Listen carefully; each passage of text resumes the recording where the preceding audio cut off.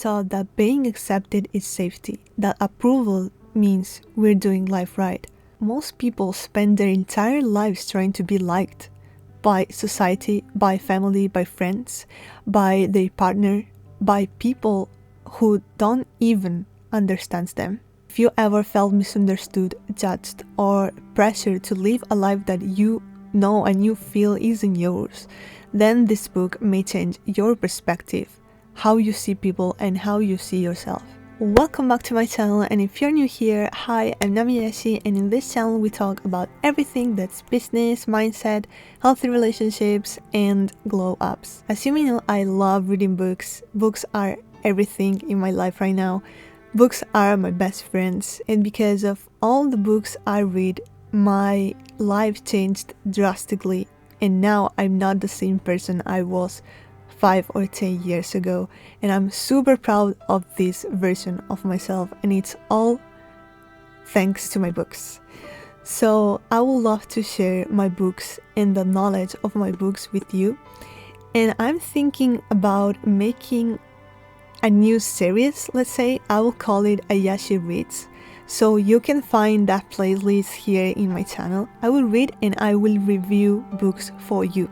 If you have any recommendation, feel free to let me know in the comments down below. For today's video, I will read the first chapters of this awesome book, which is called The Courage to Be Disliked by Ichiro Kishimi and Fumitake Koga. I don't know if I'm pronouncing the names well. So I will share with you my thoughts as I'm reading it. Every chapter is like 2 pages maximum. So if I read 1 to 3 chapters per video, it won't be so long. So yeah, light the candles. Hope you have prepared your tea. Take a seat and enjoy this book. What I'm going to read right now is not actually the chapter number 1. It's just the first paragraph you can see here and the introduction.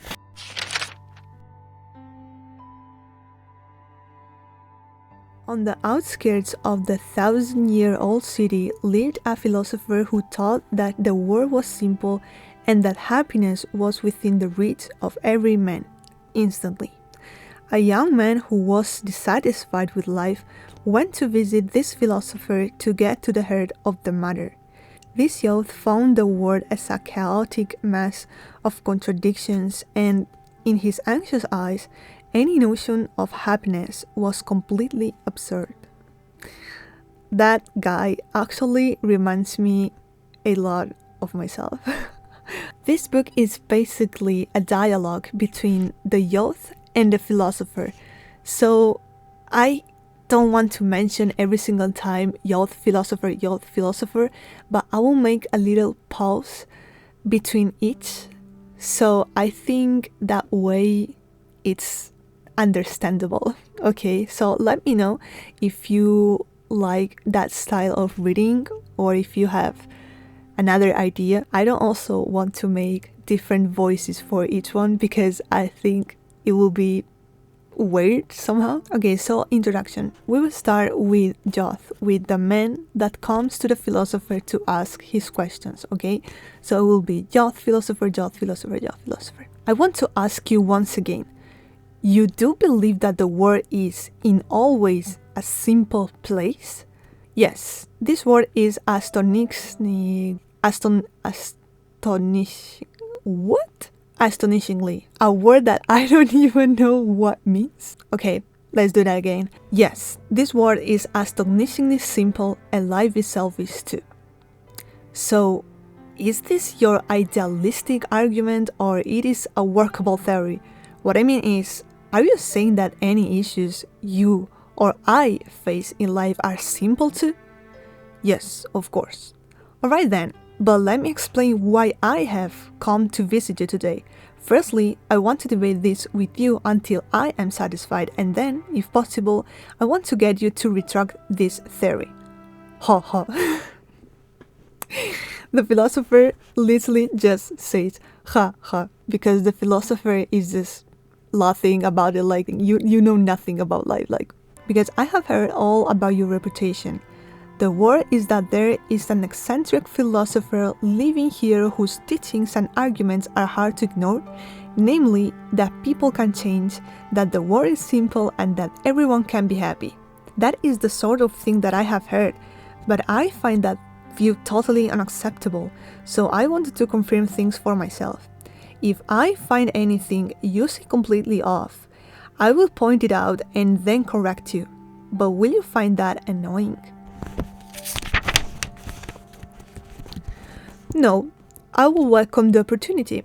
I have been hoping to hear from a young person just like you and to learn as much as possible from what you can tell me. Thanks. I do not intend to dismiss you out of hand. I will take your views into consideration and then look at the possibilities that present themselves.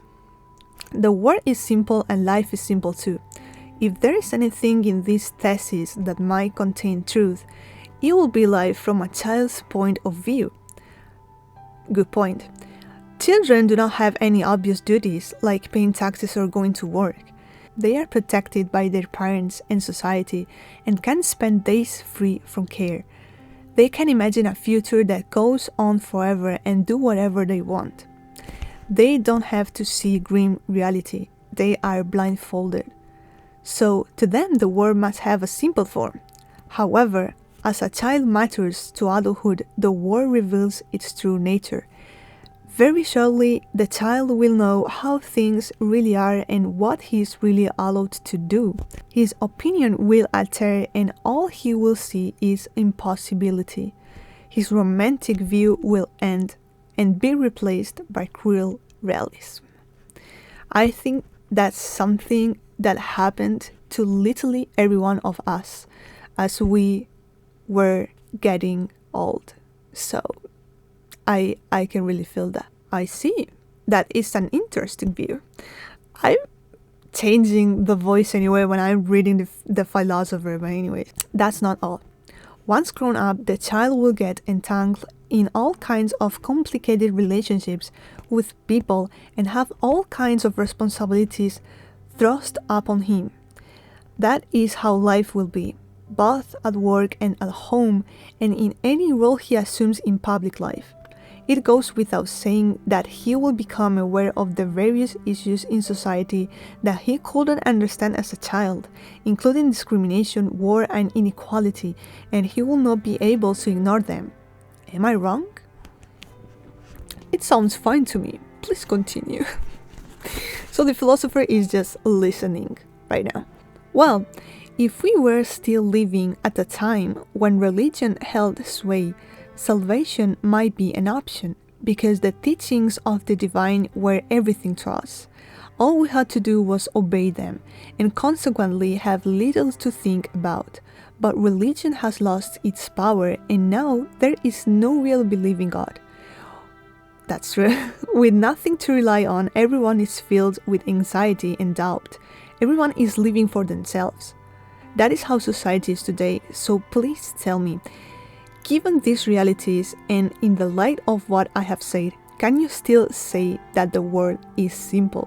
There is no change in what I say. The world is simple and life is simple too. At this point, we're just getting started with this book. I think the philosophy is wrong. I don't see life as something simple. I'm very curious to know what the philosopher have to say about this and everything I can learn from this book. I must admit that I'm a little bit pissed off with the philosopher. What are you saying? After all of this, after what the young man said, how you can still saying that the world is simple? Maybe the world is simple for you because you are just there sitting and doing nothing with your life, probably just meditating. But outside that comfort zone, there is a lot of trouble, a lot of war, anxiety, doubt, and so many problems that people are facing in the whole world. How you can say that the world is simple? I feel so identified right now with the young man. How? Anyone can see that it's a chaotic mess of contradictions. Thank you, young man. It's exactly the same thing that I will say to the philosopher. That is not because the world is complicated. It's because you are making the world complicated.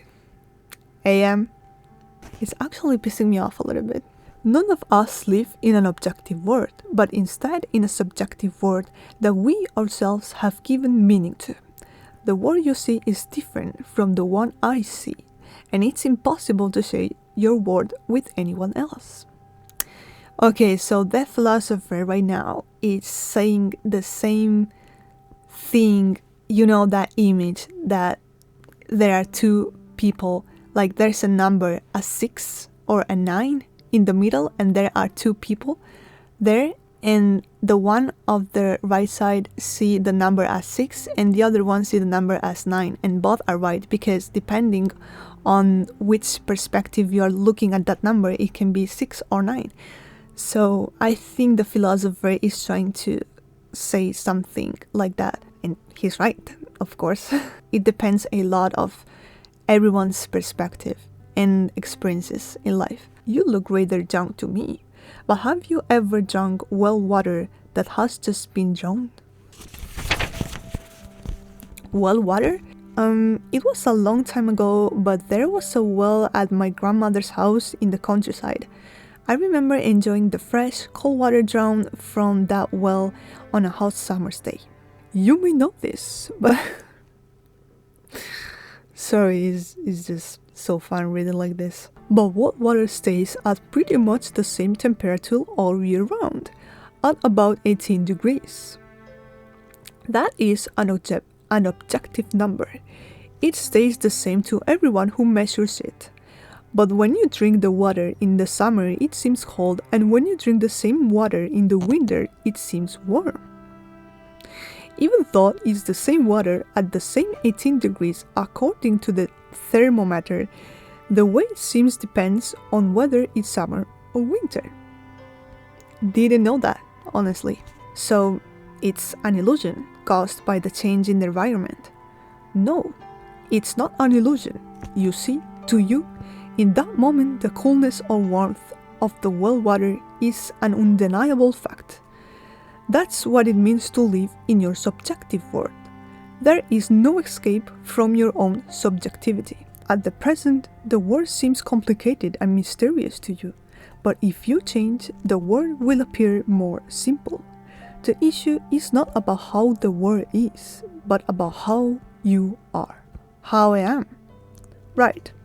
It's as if you see the world through dark glasses, so naturally everything seems dark. But if that is the case, instead of lamenting about the world's darkness, you could just remove the glasses. Perhaps the world will appear terribly bright to you then, and you will involuntarily shut your eyes. Maybe you will want the glasses back on, but can you even take them off in the first place? Can you look directly at the world? Do you have the courage? Courage? Yes, it's a matter of courage. He's right. This can also be a reference to the blue pill and the red pill. Which one you choose? Do you really want to see the real world? Well, alright. There are tons of objections I would like to raise, but I get the feeling it will be better to go into them later. I would like to confirm that you are saying people can change, right? Of course people can change. They can also find happiness. Everyone, without exception, no exceptions whatsoever. Now you're talking big. This is getting interesting. I'm going to start arguing with you immediately. I honestly think the same way as the young man. I will say the exact same thing to the philosopher. His answers are somehow pissing me off. I am not going to run away or hide anything. Let's take our time debating this. So your position is that people cannot change, right? That's right, they can't change. Actually, I am suffering myself because of not being able to change. And at the same time, you wish you could. Of course. If I could change, if I could start life all over again, I would gladly fall to my knees before you. But it could turn out that you will be down on your knees before me. You remind me of myself during my own student days, when I was a hot-blooded young man searching for the truth, traipsing about, calling on philosophers. Yes, I am searching for the truth about life. I have never felt the need to take in disciples and have never done so. However, since becoming a student of Greek philosophy and then coming into contact with another philosophy, I have been waiting for a long time for a visit from a young person like you. Another philosophy? What will that be? My study is just over there. Go into it. It's going to be a long night. I will go and make some hot coffee. Coffee? Shouldn't he make tea? Maybe I just have this image of the Shifu from Kung Fu Panda, you know? It's like, you should take tea, not coffee. The most classical standard Shifu image that you can imagine. So I wasn't expecting for hot coffee. So this is the introduction. Then we have the first chapter, which is the first night. So yeah, let me know if you like this kind of videos, this kind of series, and I will also read the first night on the next video for you guys. Let me know what do you think about this book, what do you think about what the philosopher said. Let me know if you want me to still making this kind of videos because I love them. I genuinely enjoy reading books and I don't feel so lonely if I read them for you guys here. It was very short, but hope you enjoyed this little introduction. So stick around here and you will have all these book reviews and read with me series in the playlist Ayashi Reads. Thank you so much for watching and I will see you in the second part. Bye bye.